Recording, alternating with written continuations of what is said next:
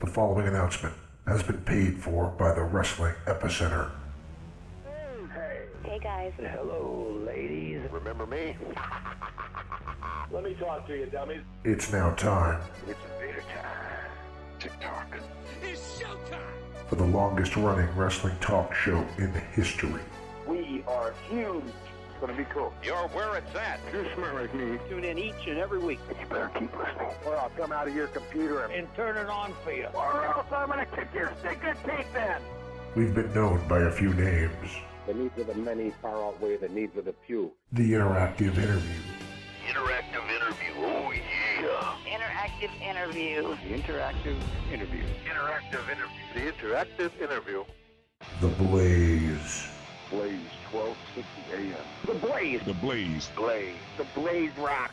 Interactive Wrestling Radio, Interactive Wrestling Radio.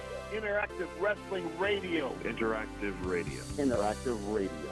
Testify. Interactive Wrestling Radio. and a lot of other names. Weekend Warriors of Wrestling. The Pile Driver. The Pile Driver. 3-count wrestling. The Hours Slam. But it's all one show, the Wrestling Epicenter. Wrestling Epicenter. The Wrestling Epicenter. The Epicenter.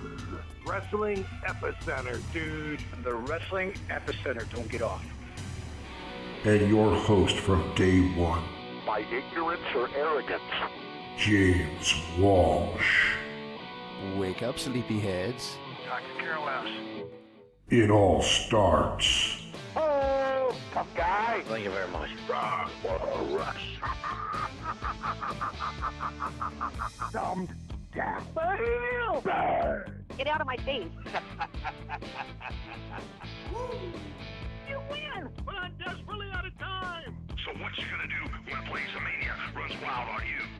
now. We find the defendants guilty.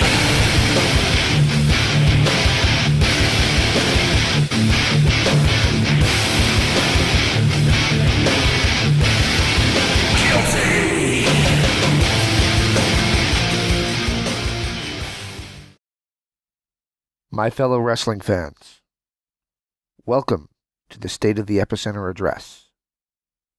Wake up, sleepyheads. It's party time. All right, I realize that was a little lame, but why not be a little lame? Why not be a little celebratory here tonight, guys, as we bring you a very special week of interviews here at the Wrestling Epicenter, as we bring you episode number 699, and episode number 700. That's right, guys. We've been doing this 700 times. 700 interviews right here at the Wrestling Epicenter at WrestlingEpicenter.com. So be sure and check out that archives. Just click the interviews link on the top of our page, or of course you can always just check out InteractiveWrestlingRadio.com to find more interviews like the ones that we have this week. And speaking of who we have this week, we have on from Glow. She is one of my favorites. In fact, she was my favorite on the show. On the show, she was Hollywood. She is Jeanne Basone. She joins us for the first time ever. In fact, she is the second Glow girl to join us ever. And the first one was Tina Ferrari, who we know better as Ivory, who joined us in 2005. So, gosh, it's been a while since we had a girl on to talk about Glow. And these girls, they're still out there, and they're still getting recognized for the right reasons. Glow was a great show. It really was, and it really did bring a new light to women's wrestling that wasn't out there before. And I got to tell you, and I say this in the interview, and I'll say this again, if you look up pictures of her recently, she did a couple of shoots for a site called Banshee back in 2018. She looks better now than she did then. It's unbelievable. So glad to have Hollywood on the show.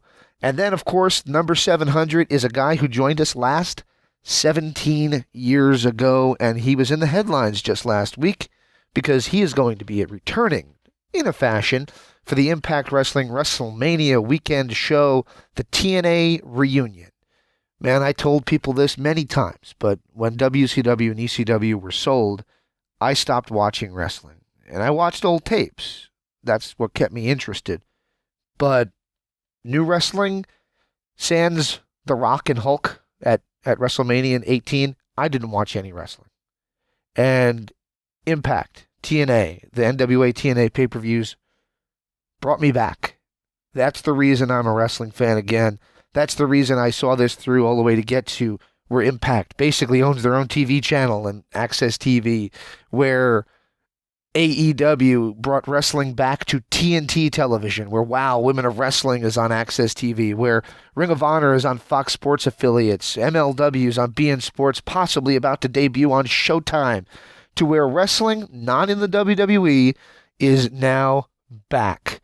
We can rest comfortably, no matter what we hear about these stock reports, that wrestling is okay. And this man, this guest, the Wildcat, Chris Harris, from America's Most Wanted, was a big part of that early days of TNA, cementing their place in history, cementing their place at the time, and really was a top contender for the World Heavyweight title, probably should have won that belt. We discussed that as well as his WWE run and a bunch of other things.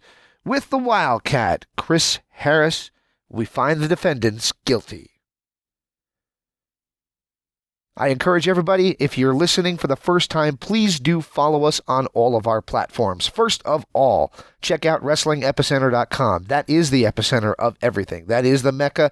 That is where everything can be found. But you also can find us on YouTube. Subscribe to our channel. Our channel on YouTube is IWR Interactive. Interactive Wrestling Radio Interactive.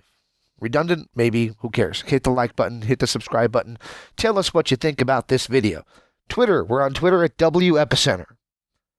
Not as many followers on there. Please help us out. Come say hello. Tell us what you think of our stuff. Facebook. We have a lot of folks on Facebook, so please come join us on there if you're not already.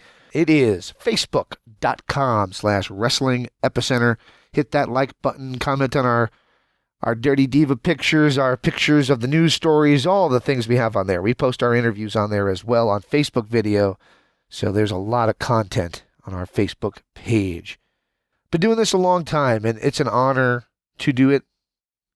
Honor to have been your servant for the last 700 episodes, and I hope to see you for another 700. Thank you again. This is James Walsh sending you to the interviews right here at the Wrestling Epicenter.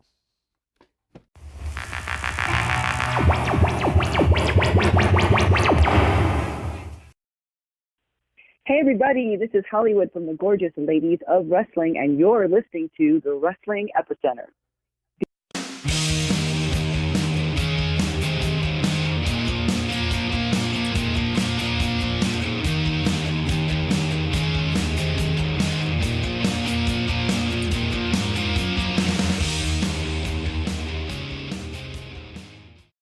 Welcome back to Interactive Wrestling Radio. On the Newsmaker line with us right now is a person that I've been watching for quite some time. It's such a pleasure to have on somebody from the original version of Glow, nonetheless one of the biggest stars of Glow, in fact the first signee, but we'll get to that in a moment. She was Hollywood, Jeanne Basone. Miss Basone, are you with me? I am. How are you today? I'm doing great. How about yourself?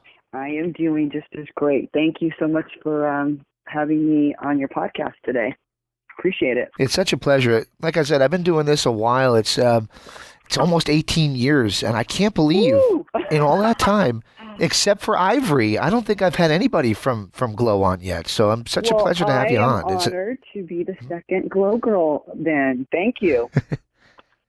All right. Well, you were the first Glow girl that was signed to this company so many years ago, and man, the Glow was so popular. It's hard to explain. I mean, as a kid, I'm 38 now, so I was, just a youngin' when it was on. But my friends kind of equated it on the same level as WWF when they were talking about the wrestling. They would talk about that and mention, and then you had Hollywood and you had Mount Fuji and folks like that. So yeah. Let's talk about that. What was the environment like, and how did you enjoy getting involved in the crazy world of pro wrestling? I know, right? So I never aspired to be a pro wrestler because I didn't know much about it, but I always knew that the entertainment part of that was like an acting gig, but, with physical attributes added to it. And so I happened to have an audition, and I had a regular job too, by the way, James, and I went to this audition, and it was about women's wrestling, and I thought I was going to fall on the floor. I'm like, I don't know anything about this sport. I know a lot about other sports, but not this one. So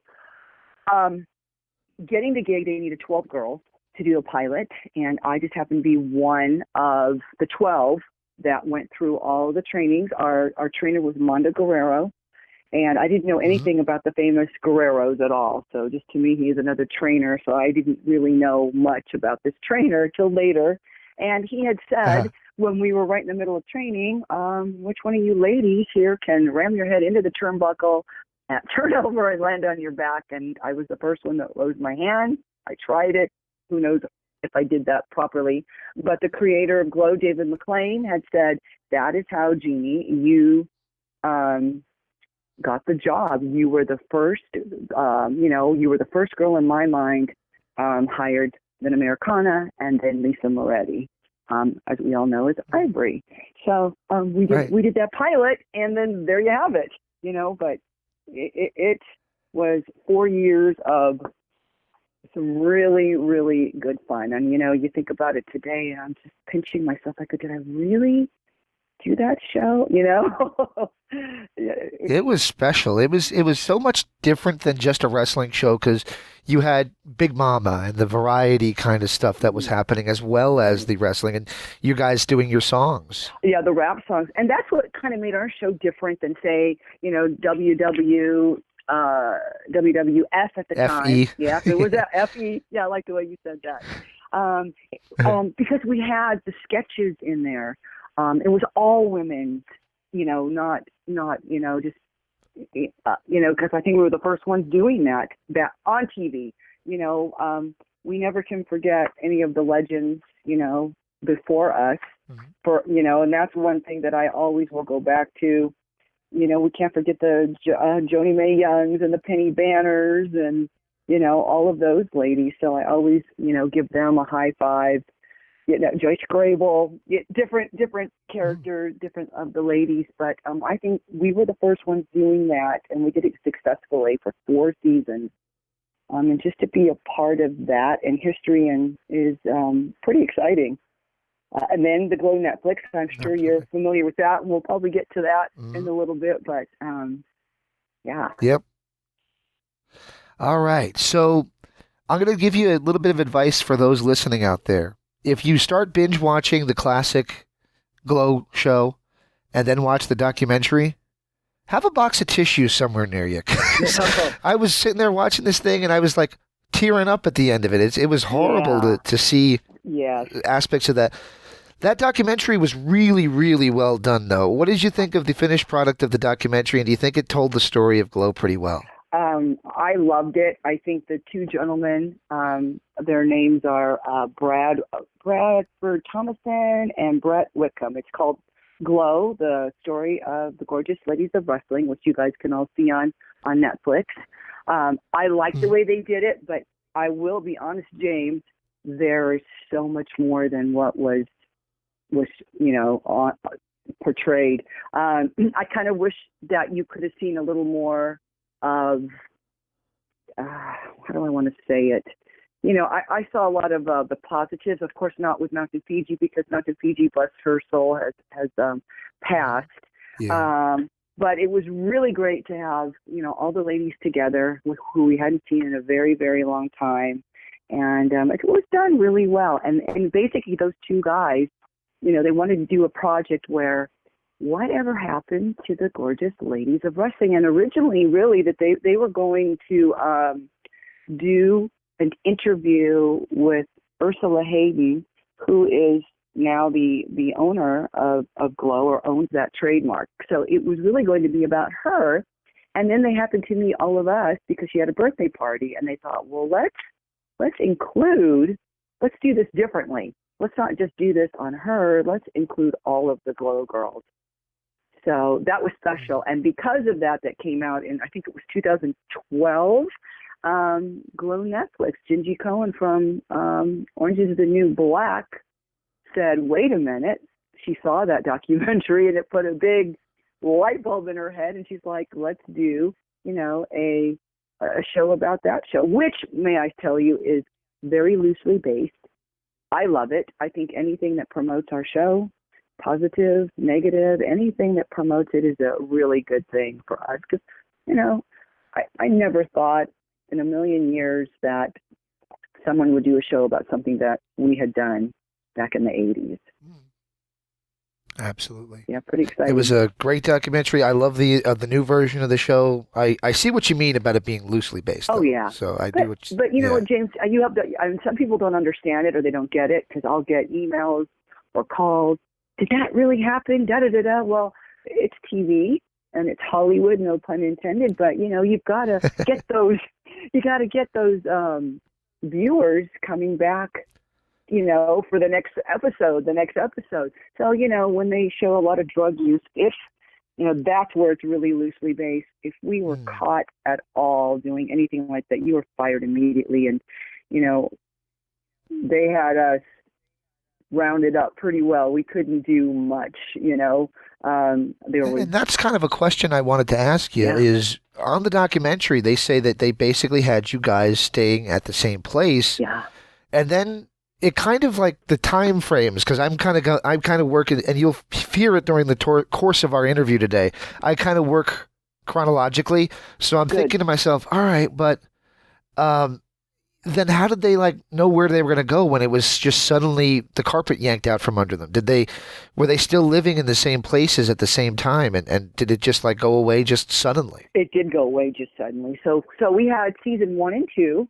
And I did the pilot and season 1 and 2, and then a lot of the girls, everybody pretty much, besides Mountain Fiji and myself, stayed for season 3 and 4. So now we have brand new girls for season 3 and 4. And I wasn't as close with them as I was my pilot girls in the first and second season.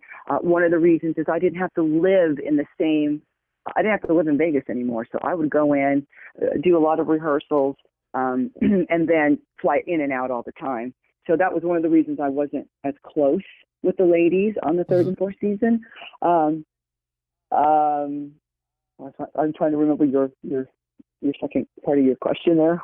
Well, I guess you kind of just did. I was asking because they make a point of mentioning that you guys all lived together, and it was kind of like a very tight knit thing, and then it's kind of glossed over when they say, okay, but they pulled the carpet out and it was over, and it's now, so when they go and pull it. So the ladies all lived in apartments on the third and fourth season. On first and second season, we were all at the Riviera Hotel. So I would room with my tag team partner, Vine. And so in that sense, we all lived together like that. But when they pulled it, it was just a phone call. And the phone call was, we're not doing this anymore. There's no more funding. That's it. And it was just like, hi and goodbye. And I'm thinking to myself, crap. I'm like, now what am I going to do? This is something that I had been doing for 4 years.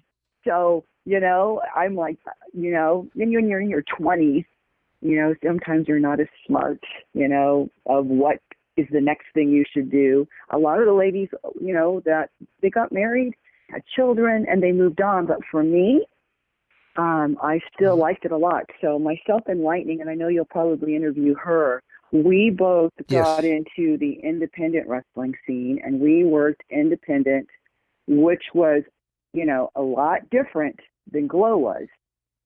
It's pretty cool. You're reading my next question. I was just about to say, was it different to get into the more dirty, smaller venues as opposed to on the television set? It was hard to go back down to that. You're just like, wow, I just got demoted here somehow. But it was a lot different. Yeah.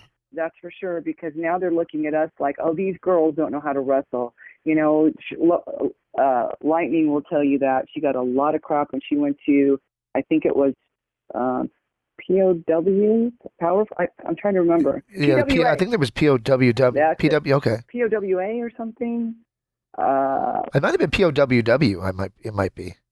No, it was. She'll know. Then there was which one it is. LPWA. There was a lot of different ones LPWA, that tried maybe to it was come that up. one. I'm not sure. Oh boy, but she got a lot of crap for sure. Her and I went on. We did the leagues that we worked for. Affiliations were AIWA, WWA, MLW, PPCW, Glory Wrestling, Memphis Ladies Wrestling. So those are the ones that I was working with. And then NWA, actually, last year I did a couple of things with the Billy Corgan. Yeah, the group. 70th anniversary, Yeah, right? Yeah, that was fun. Yeah. that was awesome. Yeah. So yeah, they pulled it. All of a sudden they pulled it, and you're just like, wow, now what? And so It kind of left you, the girls that were still living there, kind of left them in a lurch a little bit too. Absolutely. I have no idea because I wasn't there. I was in California, so that was Right. fine for me. And I'm like, okay, cool. Here was my next thought. My next thought was, oh, this is great. I can be a 20-year-old. I can get a boyfriend where I can be in the same, city and state and just live my life as a 20-year-old because, being on the road and having a director telling you what to do and this and that and what time to be back and it's like your dad. It was like living with your mom and dad. Nobody wants that when you're in your 20s. So it was like freedom. Uh-huh. I'm serious. For me, it was just like, freedom. And so I stayed in it though, James. I was just like, I like this. This is what I know. This is what I'm good at. And then I started my own company, and I thought I've got another stable of girls, and we'll do some wrestling. Yep, and we'll get to that in just a sec. I did want to ask you, and I did tell a lie. I did interview somebody else from Glow, that was involved, and you mentioned his name, David McLean. Yeah. In fact, I've spoken to him a few times, and it always seems like maybe that's still a fresh wound to him. Like maybe he doesn't love talking about Glow as much as some other things that he's done in his career, because it just seems like he maybe still has a little bit of, didn't work out the way he thought it could or should have. Do you think that that's the case for him? I do think that because I've sat down and spoke with him, and his vision was all women's wrestling like what he has today. So thank goodness it parlayed into that. But, they were doing it at the Riviera Hotel, and our director, Matt Skimber, was really good friends with the owner of the Riviera Hotel, who was putting out the money. So it kind of was a split.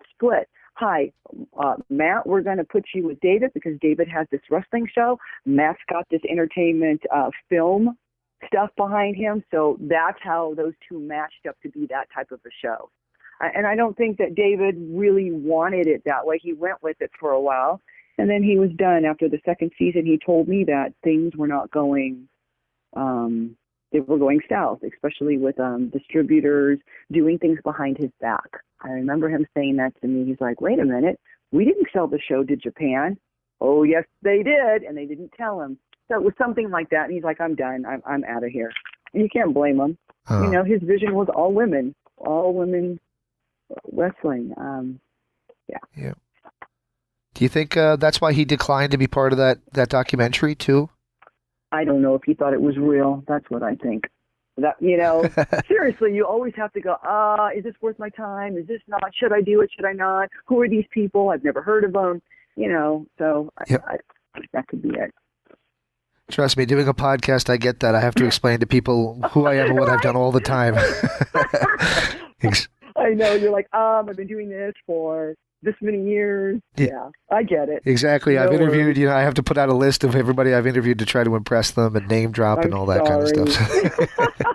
It is what it is. So another thing comes to mind when I use that phrase a lot. What it is, what it is? Yes, sir. There you go. So another thing that comes to mind when I think of Glow is, and I had to have been done, again, time frame wise, it had to be done just about before they pulled the plug, was when you guys were on there with WCW on Family Feud. Yes, those were fun. Yeah, that was great. I did 10 shows. 10 shows total. I didn't know that when you went in, I thought we would do one game show. No, you're there for the entire day, and you're doing 5 shows in one day. So that was pretty interesting. And then we got called, I think, the next season for another one, and that was great. I think Sting was there, and Jim Ross was there, and forgive me, I can't remember all the Those are the two I remember the most. Brian Pillman was there That's right. too. Yeah, the late great. Yeah. There was a lot of good guys. Yeah. So how did those guys treat the Glow Girls? Did they have any thoughts on the Glow Girls? They loved. Oh God, yes. We won't name names, but I remember, they were just in awe. They were having a good time, and you're on TV and you're in front of your fans and stuff. And the cool thing about that is we were also playing for charity, and that always makes things fun as well. But yeah, little flirting going back and forth here and there. No, nothing wrong with that. Oh, it's just a healthy thing. The cool thing is, thanks to syndication of the way that it is now, and TV stations playing Married with Children every 5 minutes, right. You're on TV, probably once or twice a week still. What was that like being on the set of Married with Children? Oh my gosh, James, the whole aspect with, here you are, you're this 20-year-old and you're on TV as a wrestler. Remember, we have no social media, there's no internet, there's none of that. So it's the power of television, and the power of TV is unbelievable. So I noticed that I started going out a lot. They would, they didn't ask who wants to do this. It was mostly like you, and you are doing this. You three are going to do this. Hollywood, we want you to do this. And it was just so I, thank goodness, did a lot of those things, and Married with Children was one of them. It was when we went down to the audition, it was pretty interesting because I'm thinking we're going to audition it with, 50 girls. So we get there, it's the farmer's daughter and myself, and I don't see anybody else there. So we walk into the office to meet the executive producers, and as I walked in, it wasn't just those two that we're auditioning for. We have all the writers in the room and the director in the room, and I'm like, now I'm getting more nervous. I'm like, oh my God, there's like 25 people in this room for an audition. Usually it's 2 people, a cameraman and a casting person. So we're reading the lines back and forth, and we switched them, and then they just looked at us and they said, okay, guys, we'll see you Monday morning at 9:30. And Ursula and I looked at each other. We were so excited to be on that show. So we had a whole week on the show. And, there was a lot of other shows that we did as well, but Married with Children, somebody told me that's just, again, like you just said, it repeated last week. Yep. Those were great. And all the interviews, just, it was a different time and day. Let's just put it that way. Different time. We got away with a lot too, James. That first and second season, oh boy, things that you can't get away with today. But it was one of the first sitcoms that really pushed that envelope pretty hard. Oh yeah. So did Glow. Absolutely. Glow season 1 and 2 is what I meant. We got away with a lot. Oh yes. Oh, yeah. God. You guys definitely, Yeah. absolutely. No, especially when it came to like, oh gosh, what am I thinking of? We did this the Gestapo match. The Gestapo match. Oh, unbelievable. We have Nazi patches on, and when we got done with that particular match, I walked out to my room, which was past the pool at the Riviera Hotel, and I looked on the diving board, and I kid you not, somebody had taken a Sharpie and put swastikas into the diving board. I'm like, oh my God. Oh, no. I was like freaking out. I'm like, no way. The fans got really into what we were doing, and it was kind of scary at times, but obviously we were doing our job a little too well. Very well. Yeah. Definitely big characters, big caricatures, which that was very, very funny. Yeah. It was a great show. And part of that is what my next question is. Why do you think Glow worked for 4 seasons, but then you had so many others attempt? We mentioned POWW and LPWA and a lot of other attempts at women's wrestling that just never really captured that same magic. I think the time period, there was nothing else like that at that point. I mean, I'm looking up to Wonder Woman. That's it. Who else are the role models? What else is going on? So I think we were one of the first people to do that successfully on television. Yes, there were other small independent groups and women wrestling all over the place, but they were not on TV and whatever. I just think being at the right place and at the right time, that, when the universe connects to this and that and boom, and it was just perfect for that time period. The others, I don't know. I can't tell you about the other ones trying to do this because those never did. I can tell you there was one called Crush Wrestling that we tried to get off the ground, and there was another one that John Caparella tried to get off the ground for a minute. Just being at the right place at the right time. That's how I look at it. Absolutely. And like the I said, stars for everybody, all aligning together. Absolutely. And I will recommend people watch that documentary on Netflix. I caught it, I think it was on Logo Channel at like 2 a.m. one day. Just randomly found it on. Yep. Yeah, it was really late at night. Yes. And I just happened to put it on and I saw Mount Fiji on there, and I thought, wow, this is really cool, and I'm glad I'm getting the chance to talk to some of your girls. You mentioned that you did your own promotion. So that was Hollywood Productions, Hollywood, WOULD, for those keeping score at home. What was the idea behind Hollywood Productions? Well, after Glow had ended, and I started doing all the independent stuff, and then there were some smaller, I don't know what you call them, companies that I started working for, and I'm thinking, I'm working for these people. I'm working a shit ton here with these people. I'm like, why don't I just get my own company? I know wrestlers, get my own cameraman, and I'll start Hollywood Productions. And I did that in probably, before I broke my leg, 1996, I think. Mm-hmm. I had someone come up to me and said, do you have a website? And I was like, what is a website? I didn't know what that was. I'm like, it was 1996. I didn't even have a computer yet. I got myself a computer and, got a URL. I didn't even know what that meant, and got myself a webmaster and started putting the website together, and it all just came together. So why not? And back in the day, it's interesting too, because there wasn't as many people doing that kind of stuff than there is today. I think the market's just so saturated in that department. Everyone's a producer, everyone's a photographer. You got to pick and choose who are the people. Anytime I ever do anything, like we were talking about earlier, who's your references? Who do you know? Da-da-da-da. It's just, Absolutely. So this is kind of a weird one, and maybe this is one of the companies you were trying to remember. I can't believe it was about 10 years ago. Mm-hmm. It was Wrestlicious about 10 years ago. Tried to do they tried to do something very similar to Glow. Yeah. Very similar. I'm sorry, with the music and everything. Yeah, that was John Caparella. I'm sorry. Wrestlicious, that was his company. And they did a couple of things, Yep. But I wasn't a part of Wrestlicious.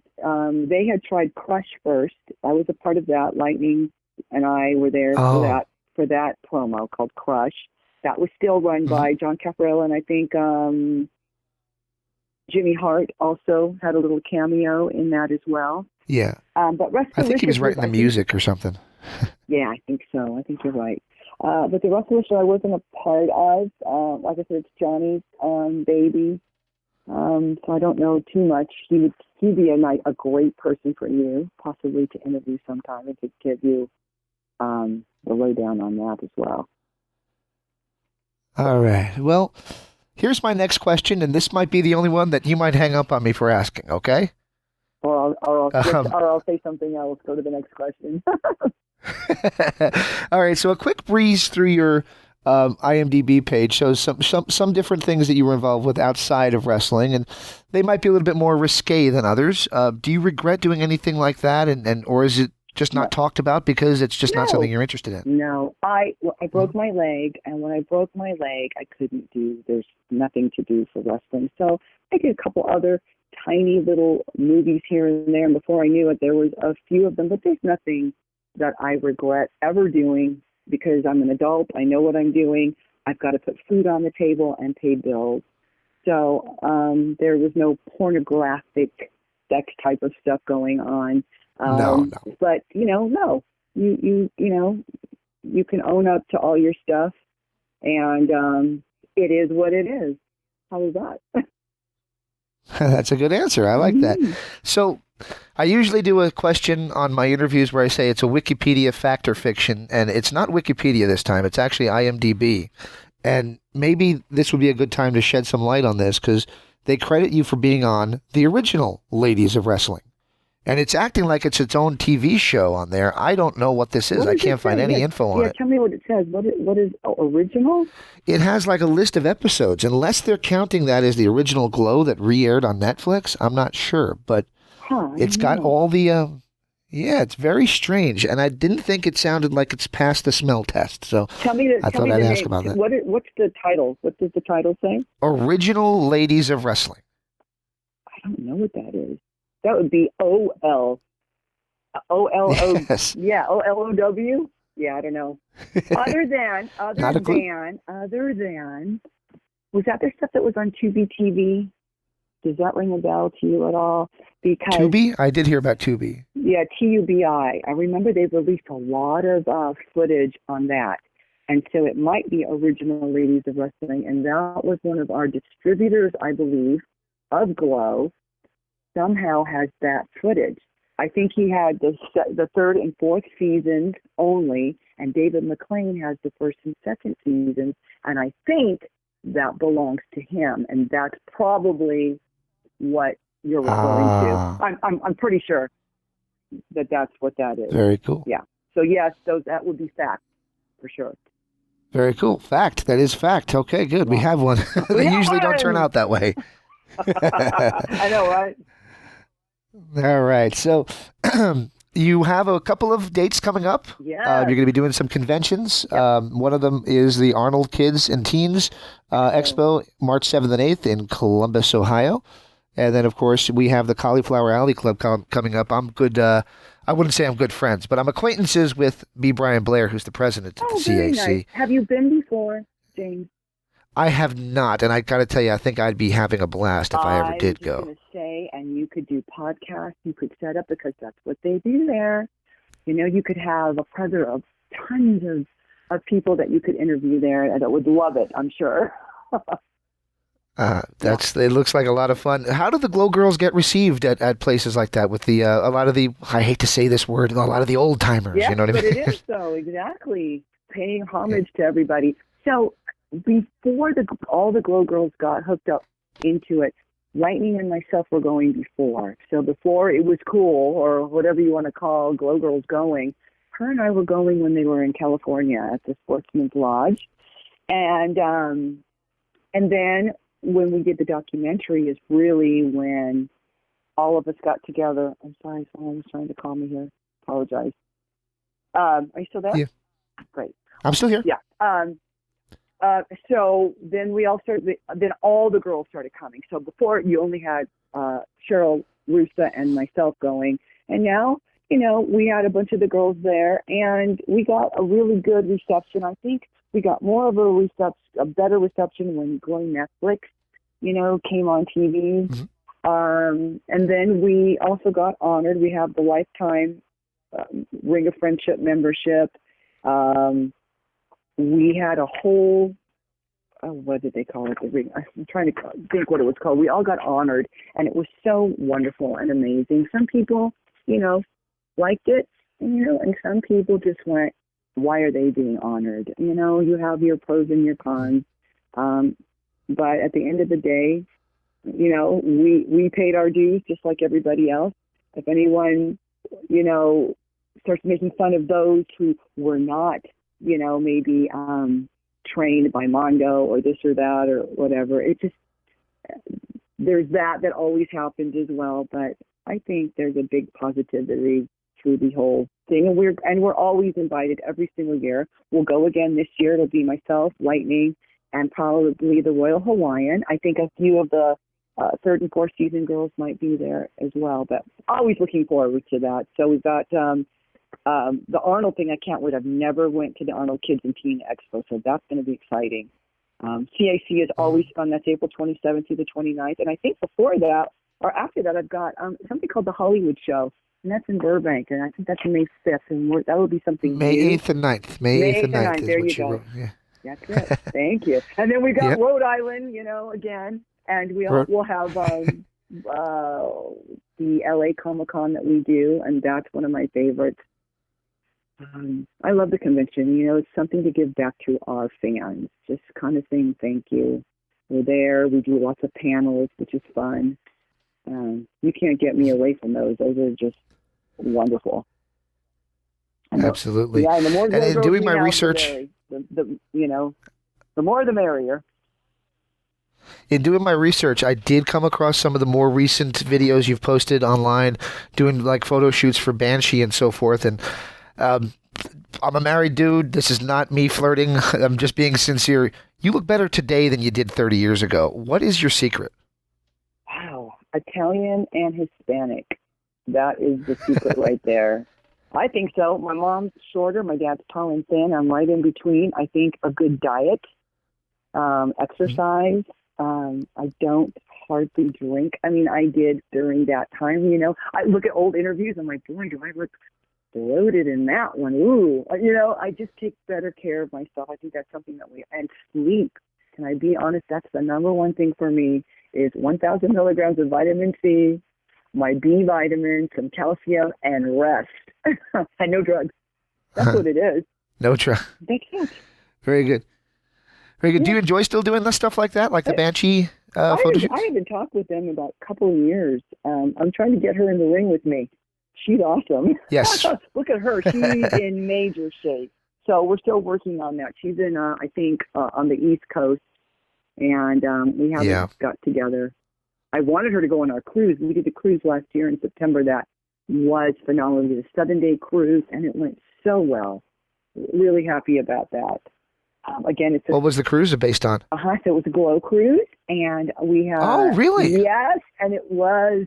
We left out of Long Beach and went to Cabo San Lucas, and then we went to Puerto Vallarta, and then Mazatlan, and it was fantastic. And then while we're at sea, we did quite a few events with our fans, and then when we went out to the ports, we would just all go out together. We did a Jeep tequila tasting one that was just hilarious.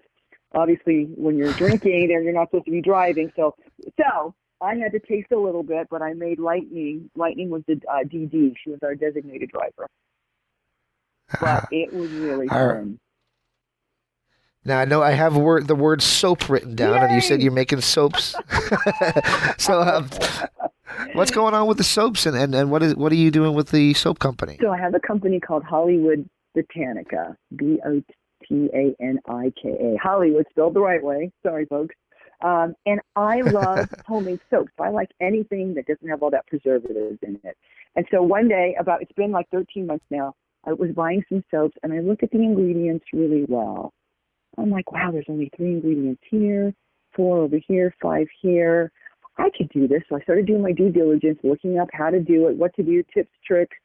And I'm looking, and James, I'm telling you right now, I'm looking at my whole thing of my rack of soaps, and I love doing it. So I've been making soaps, and they're awesome. I should send you some soap. When I do, actually, I take it. Yes, when I do the XM radio, what's the company with David LaGreca? Busted Open. Busted Open. Yes, oh, cool. Those guys are great. I've been on their show. I think I've been interviewed 3 times. When I was in New York, I walked into the office and we did a live interview there, and I brought them soaps, and David's wife went crazy over the soap. She loved them. So if anyone's interested in soap, it's there's an Etsy store, and I have a website that's called JeanneBasone.com, and all of the merch, Glow merch, and the soaps are there. It's just a passion of mine, I think, again, it goes with the healthy part of myself, yeah. But thank you for that. I didn't get to say thank you so much for being so sweet and being nice, complimenting me. Oh, you. It was nice. You're very welcome. Hey, before I let you go, do you mind if I ask for one last favor from you? Sure. Yeah, you probably know what's coming. I'm going to ask for station ID. Yep. You got it. Do you mind if I ask? So this is, you can say however you want. You can call yourself Hollywood or Jeanne Basone, whichever you're happy to say. And you're listening to the Wrestling Epicenter. Okay, the Wrestling Epicenter. It's spell that. Say Epicenter, right? Got it. Epicenter. Yep. I got it. All right. Whenever you're ready. All right, I'll count you down in 5, 4, 3. Hey, everybody, this is Hollywood from the Gorgeous Ladies of Wrestling, and you're listening to... Let me start over. Sure. Okay, ready? Yep, 5, 4, 3. Hey, everybody. This is Hollywood from the gorgeous ladies of wrestling, and you're listening to the Wrestling Epicenter. Be there. No, I don't know what I was going to say. Sorry. Today I'm having a hard time. That's perfect. That's perfect. You can cut me I love off. it. You did a great job. Thank you. You got it. Well, I really appreciate your time today. That was awesome. That was a lot of fun, and I will. You are awesome. You are really good. You have a great voice, by the way. I wanted to tell you that. I do what I can. I did an interview once, and I was talking to the guy off air, just chatting. Yeah. And then I started doing my radio thing, and he's like, "Whoa, I didn't know it was the same guy." Same guy. So.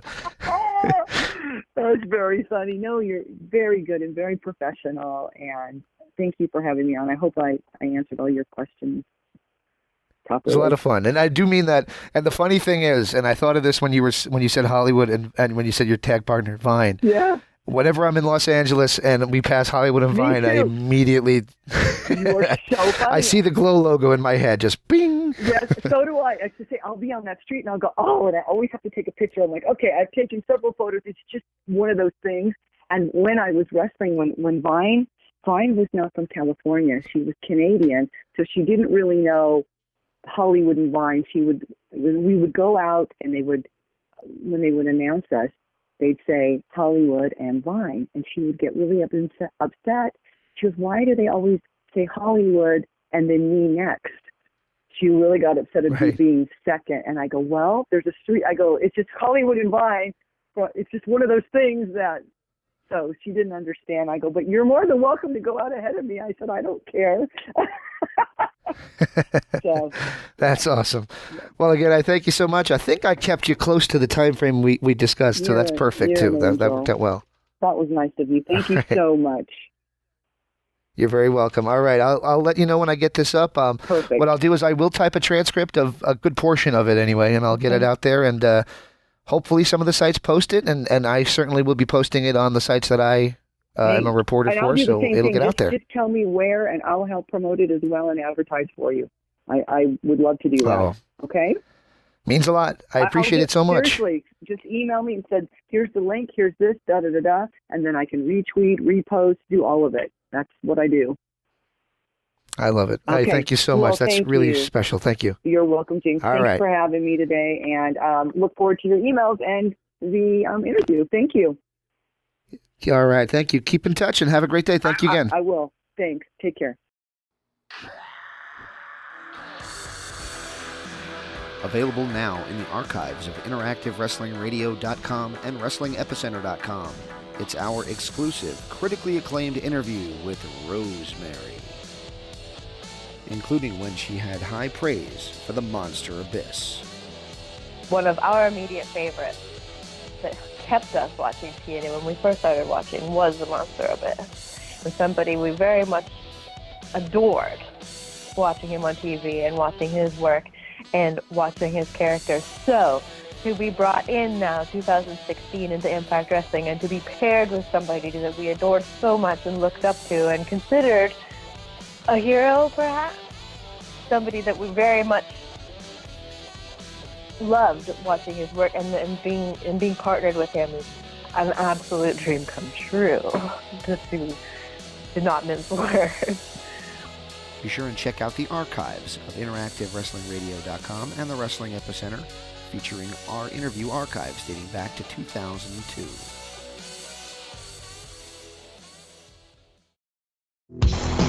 This is Wildcat Chris Harris from NWA TNA, one half of America's Most Wanted, and you're listening to the interactive interview with Dan Edler and James Walsh, the second best tag team in the world today.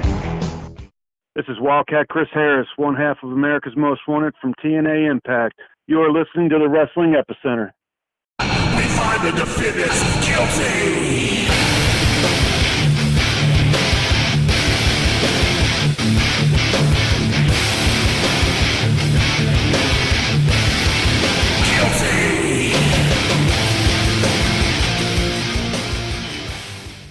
Welcome back to Interactive Wrestling Radio. On the Newsmaker line with us right now is a guy who last joined us almost 17 years ago to the day. To show how old this interview was, he was telling me to look out for his friend Chris Parks, who was going to debut soon in TNA. That eventually was Abyss. On the line with us right now is Wildcat, Chris Harris. Mr. Harris, are you with us? I'm with you. It's a pleasure to have you on again. It's been a long time. Yeah, man, 17 years. Wow. Yeah, they can't get rid of me. I won't go away. I guess I called that about Abyss. You did. You sure did call that about Abyss. In fact, I mentioned it to him when we had him on a few times that you put him over at that point, and look where he is now. So good for him. That was great. Yeah, that's great. So what are you up to these days? It's been a little while since your name has been in the headlines, other than the obviously part of the news we're going to discuss today, which is the big TNA reunion. But what have you been up to? Oh, I just stay low key, man. Just doing my own thing. I pretty much I don't do a whole lot of bookings anymore. I do a lot of local stuff, helping out with the younger guys, and trying to contribute where I can.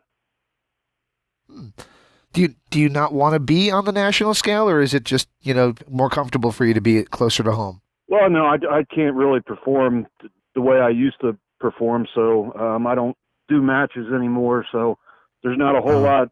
There's not a whole lot more that you can do unless maybe a producer, agent type deal. Oh, I hope that they do that for you, because you were a huge part of the original version of TNA, of NWA TNA, those Wednesday pay-per-views.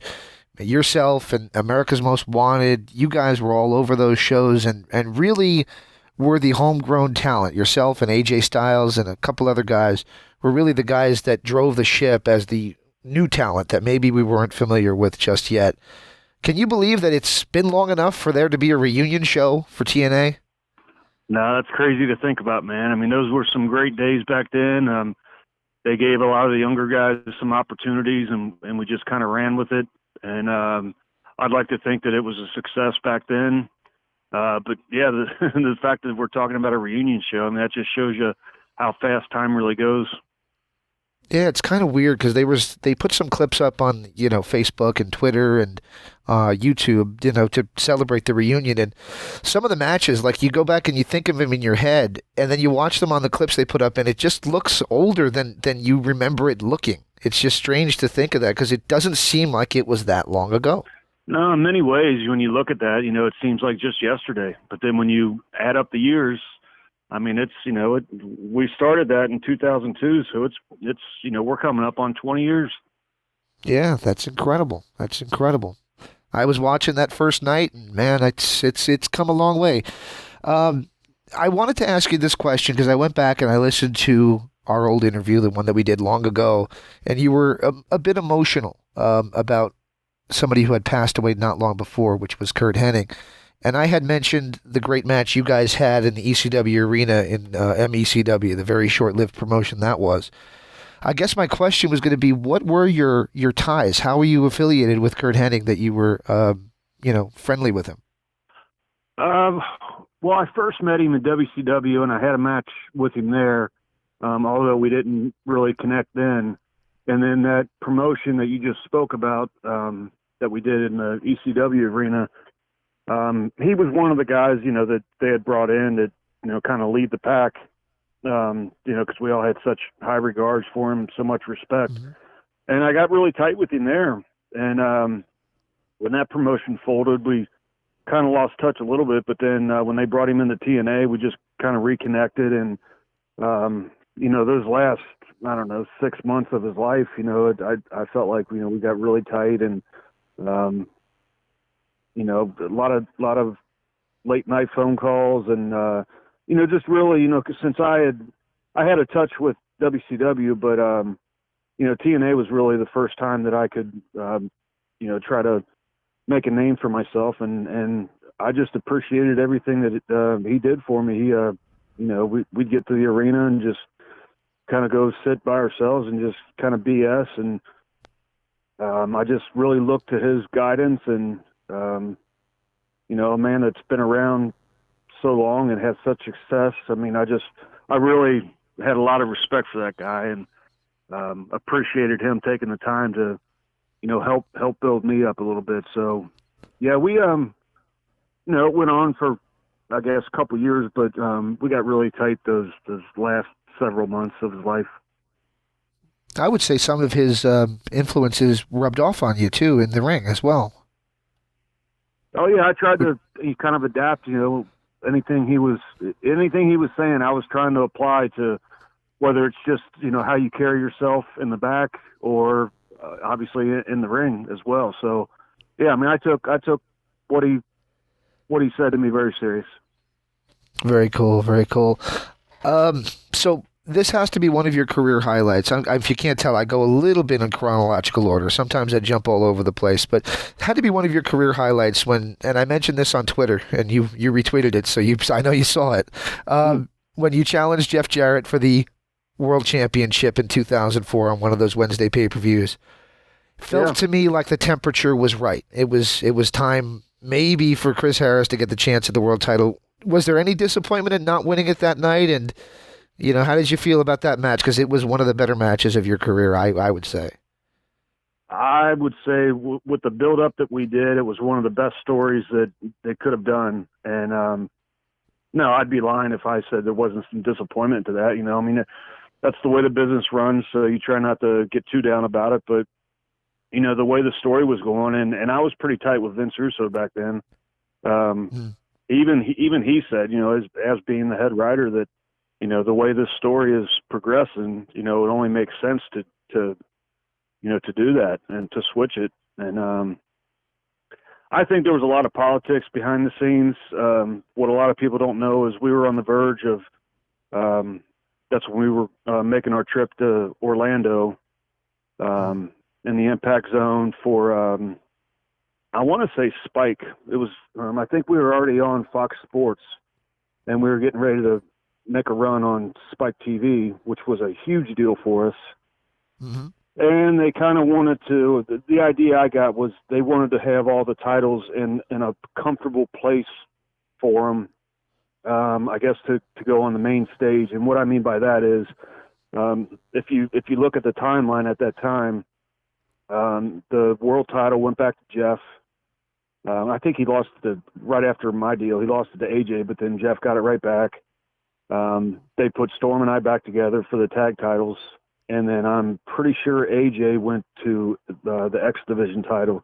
So they wanted each title to be firmly on, guys that they had trusted and, could carry it for that small time gap that we had. So I think, like I said, there was a lot of politics, but I think just time-wise, they weren't willing to, I guess, take a chance with me just yet. Going to that Spike channel. So, but that's how things go in the wrestling business. It's all timing. It's all timing. Yeah, absolutely. And, with the advent of Impact Plus and their Twitch channel and all that good stuff, a lot of people are getting a chance to finally see maybe what they didn't get to see the first go around, which was those Wednesday pay-per-views and some of those crazy matches you and James Storm had, AMW had with the likes of Triple X and the cage matches and all the things you guys did. You guys were putting it all out there every single week. There was never just like a cream puff match for you guys. No, and that looking back, I mean, it really makes me feel good. That it was a 2-hour program, and we were on just about every week. So they had faith enough in our matches to put on a good showing. And back in those days, a lot of people were going to remember the Triple X matches, but we had some great matches with the New Church.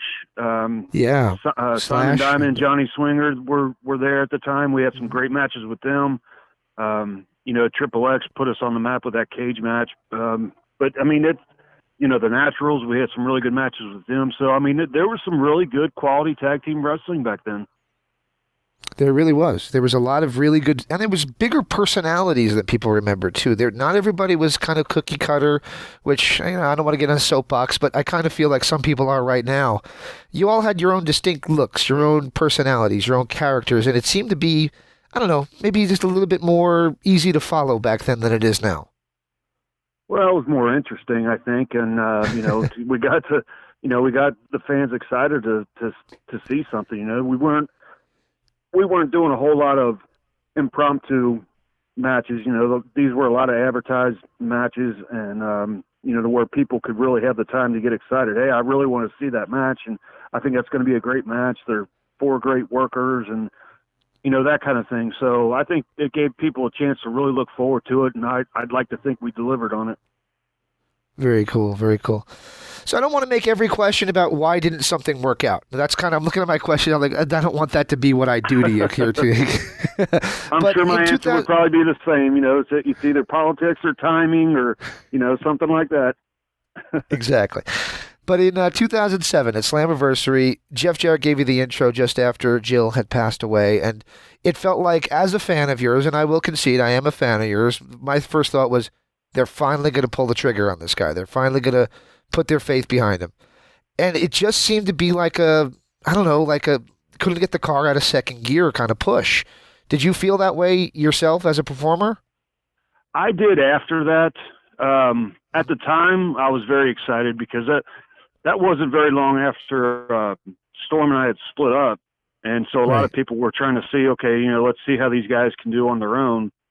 And the first thing we did was we tore the hell out of each other. And I think that got some attention. And then, unfortunately, the circumstances surrounding Jeff, that happened. And again, timing may have worked out in my favor for that. Who knows what would have happened if they'd have gone a different direction. But I feel like, Jeff had enough faith in me to put me in that slot. And again, I'd like to think I delivered. So I was pretty excited about that. And then out of that, I did a little program with Christian. And I thought, we were having some good matches. But then it just kind of seemed to sink again after that. I don't know what was going on. And I know Vince was still around at the time. And I don't remember. It's interesting you said Vince Russo and you got along, because I was talking to my buddy last night, used to be the co-host of the show, and he was saying he always got the feeling that Vince Russo wasn't your biggest fan because you weren't the, ridiculous kind of character. He referenced Joey Ryan. I'm not throwing Joey Ryan under the bus, but he said that's the more of the guy that Russo would go after, whereas you were kind of the more Kurt Hennig, Bret Hart worker type, and that's not what he really liked. Honestly, I couldn't speak for Vince for that. He is into some crazy characters sometimes. In fact, just as an example, after the whole Christian deal, I went with Dustin. And Black Rain, yeah. His creation was the Black Rain deal, and I think he was kind of more into that, getting that over. And yeah, I appreciate the compliment. Saying that I was more of a worker like Bret or Kurt. Those are the guys I grew up watching that I wanted to emulate. So, but I just kind of stuck to what I was doing. I felt like, kind of what you said, if they would have pulled the trigger, I feel like it would have, that would have made a difference. And, I think people would be excited, and, who knows how long it would have lasted, but I feel like it would have been a pretty good success for the time being. All right. Well, I got to talk to you about the WWE run, and it felt like they were maybe not fans of people who were made their name elsewhere coming into WWE, at least at that point, based on what they did with yourself as Braden Walker and Marcus Corvan, who they did to Marty Brown. It just felt like they just didn't put the fire under you guys. Did you feel like that was anything to do with it because you had made your name elsewhere, or? Looking back on it now, I think so. Yeah, it's hard to use that as an excuse because I don't know for sure what the deal was. But no, they never really fully got behind me and never really put any time or effort into anything I was doing, which makes me wonder why would they have signed me. But now looking back on it, I've had a lot of time to reflect, and that's very much true. What you just said. I'd like to believe that if you didn't make your name in WWE or even a developmental territory of them, then they weren't really looking to, get behind anybody. They did that with Monty. That showed that. Now, this keep in mind, this is before the days that the guys that are in there now from TNA. I think a lot of it has changed.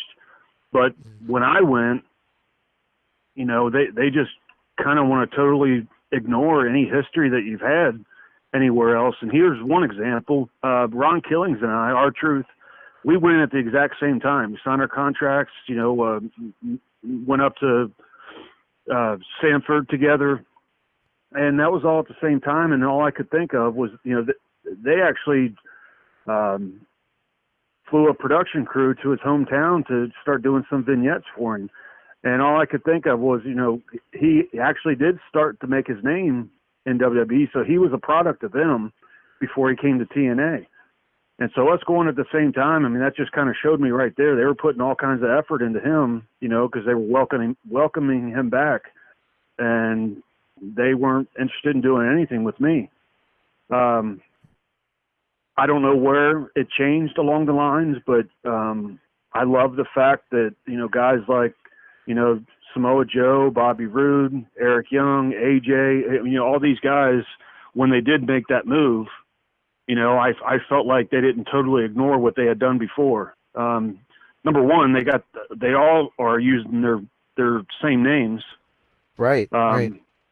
Which, that's not a big deal to me. I mean, when I went in, I kind of knew that, there's a good chance that they're going to change my name. So I was willing to do that. The name change, little details like that. I could overlook anything like that. I mean, I could work through that, but when behind the scenes, when they're just not willing to, put anything into you, I mean, you got to make it interesting for the fans. You got to make them want to care. And they just weren't doing anything like that. So, what can I say? It didn't last long.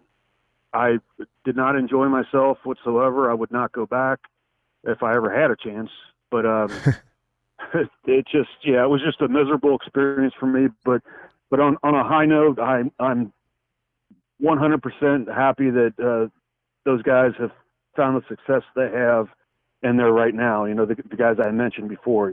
I think a lot of them have hit the top already, and I think there's a few of them that they don't even realize what they have right now. So I think it's only going to be happier times for them in the future. Absolutely. I won't name names, but a female talent that finally, after years of working in various companies, made it to WWE, told me after her very brief stint there, it was like following the yellow brick road and getting there and finding out that the great Oz was just a man. That's how they described it. I can relate. All right. So when you returned back to TNA, it was a different place. You weren't there very long, but it was a very different place. What do you think about all the changes in regimes that Impact had gone under at that point? And, was it a completely different vibe backstage than what you had known back in 2002 to 2005? Wow. That's hard to say. I guess there was a little bit of a different vibe.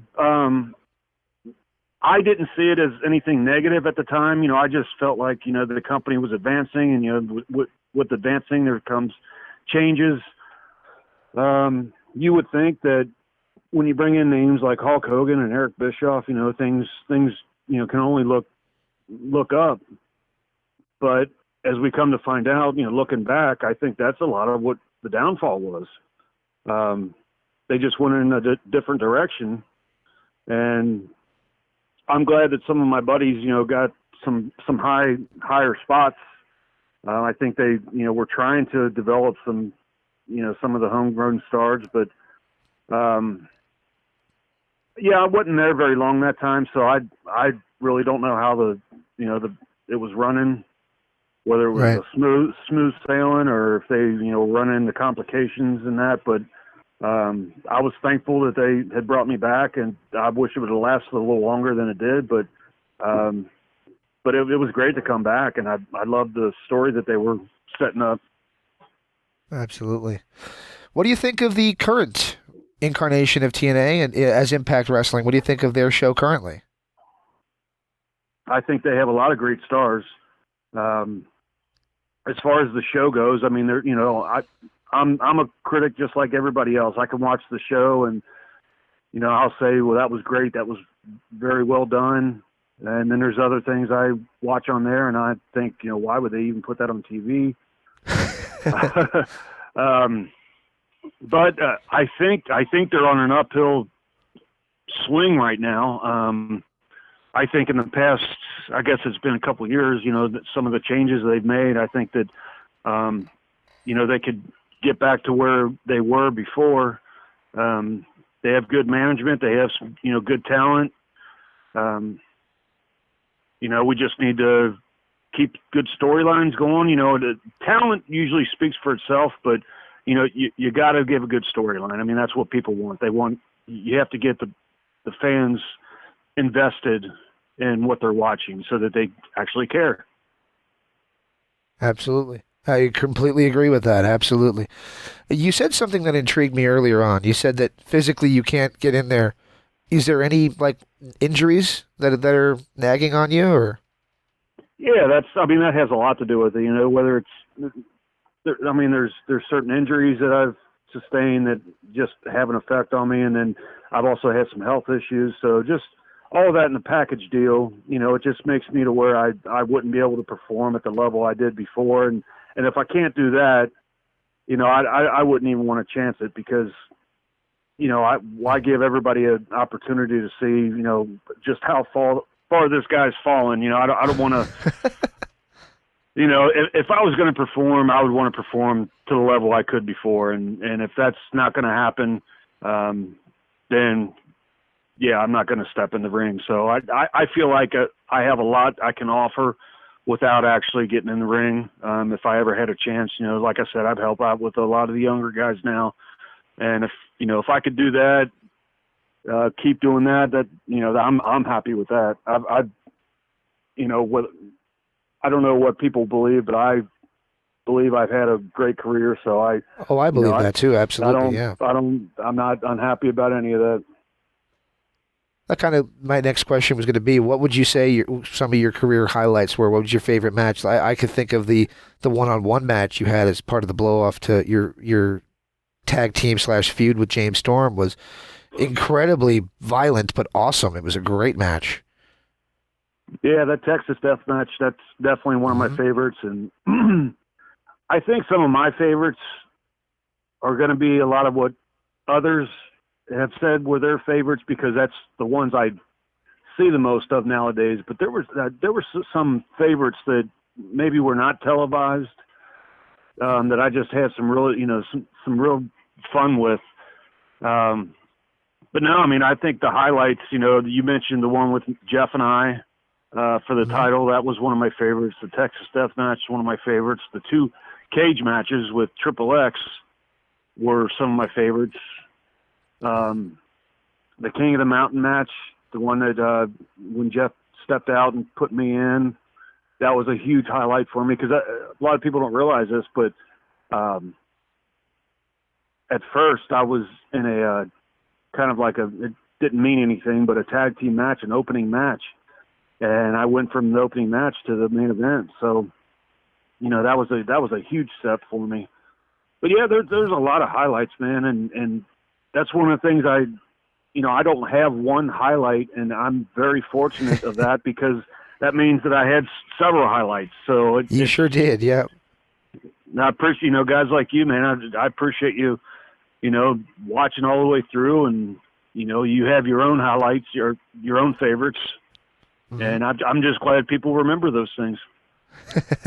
Absolutely. Kind of a strange question because I was preparing for the interview, and I know that I have this, on the wall here. Is when you guys got your action figures, your 2000, I guess it was 2005-ish action figures. Did you think that was the time that you guys were breaking through fully 100% to the mainstream? And what was the ride like at that point? I'd have to say so. Hell, they make an action figure out of it. You got to know you made it at some level.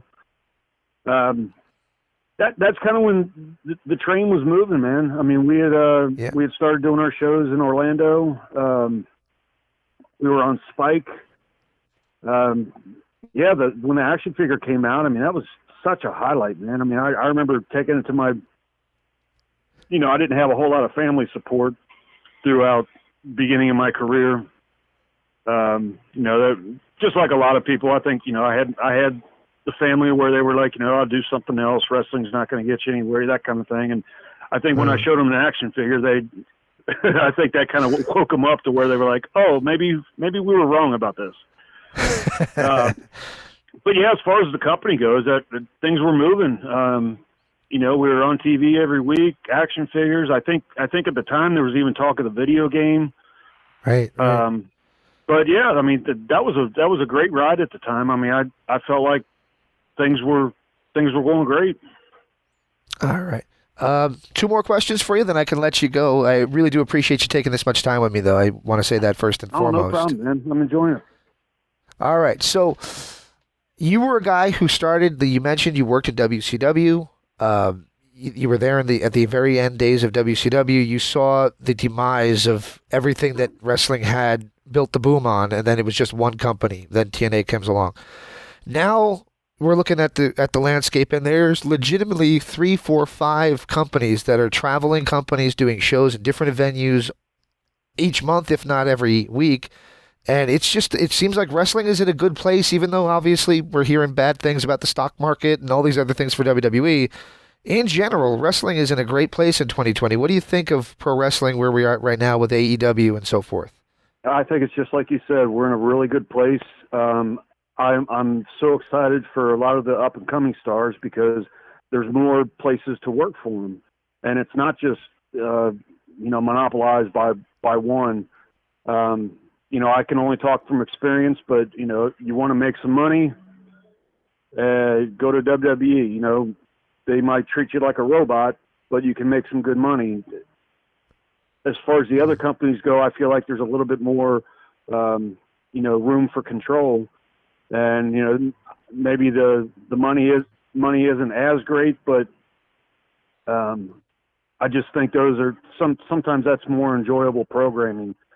AEW, I think, is doing great. I'm glad to see those guys up, but we also, you know, Impact's still going strong. NWA's back on the map again. ROH. I mean, there's just a lot of things going on right now, and so I think the landscape of the business is really, really good right now, and I feel a lot of the guys that are striving to, you know, make a name in this business. There's just a lot more opportunity than there used to be. All right. I tell a lie. There's 2 more questions. This is kind of my fact or fiction segment where I go through Wikipedia and something that strikes my eye that may or may not be true, and there's no way to prove it. I'm going to ask the guy himself. It says here that yourself and Bill Eadie were both under Sting masks at Halloween Havoc 2000 for that crazy carnival kind of match that Jeff Jarrett and Sting had in that match in WCW. Were you one of the fake Stings? Yes. Yeah. I was the one that came up from the middle of the ring. Oh, really? Oh, gee, yeah. I never knew that. That's incredible. And then, of course, they had Bill Eadie, who had to be in his 60s, taking the Scorpion Death Drop through a table. Which that was not Bill Eadie. That was not Bill Eadie? No, I don't know where they got that. Maybe because the guy's wig fell off and it looked like an old man. But no, that was not Bill Eadie.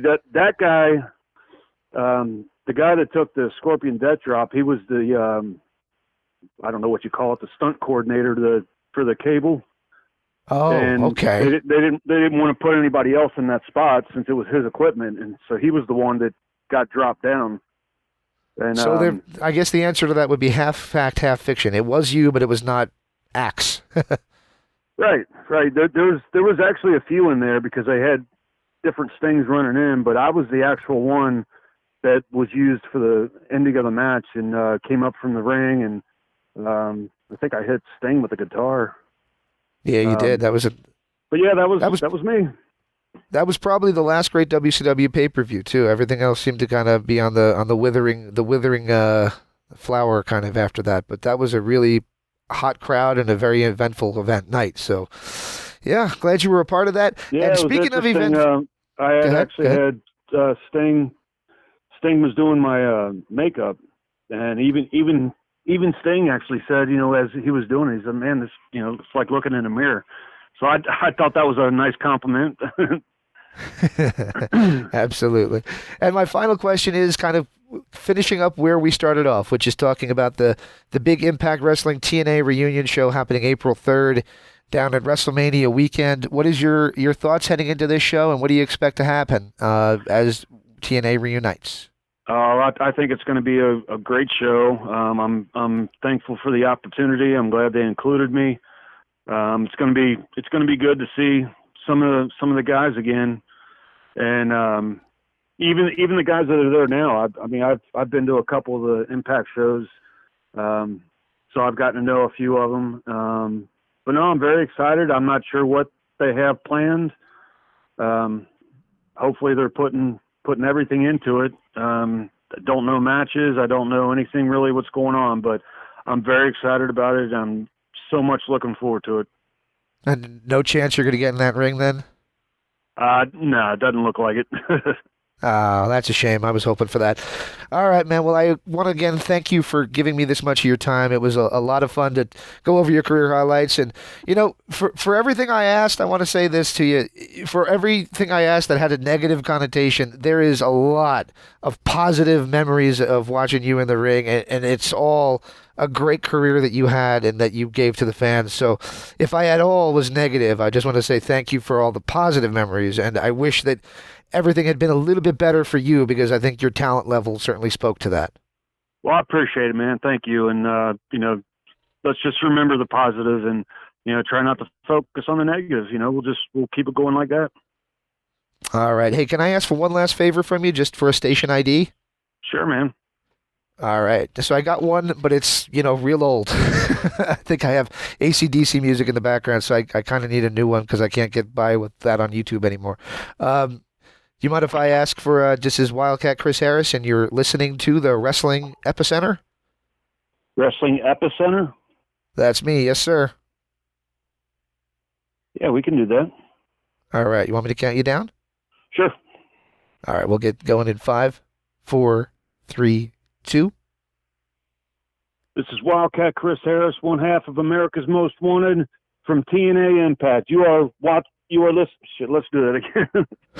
No problem. In 5, 4, 3. This is Wildcat Chris Harris, one half of America's Most Wanted from TNA Impact. You are listening to the Wrestling Epicenter. Nailed it, man. I love it. Thank you so much again for your time, and that was a lot of fun. I hope I wasn't too negative on you. No, man, I enjoyed it. Thank you for doing this.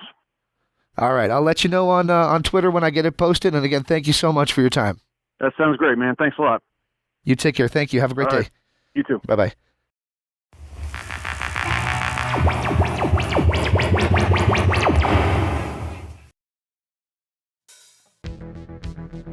Like what you're hearing? Follow us on social media. We are on Facebook at facebook.com/Wrestling Epicenter, or just search Wrestling Epicenter in the search box on Facebook. On Twitter at WEpicenter. On YouTube at IWR Interactive. And of course, check us out at WrestlingEpicenter.com, your hub and home of all things professional wrestling interviews. We're the originals, and we love what we do.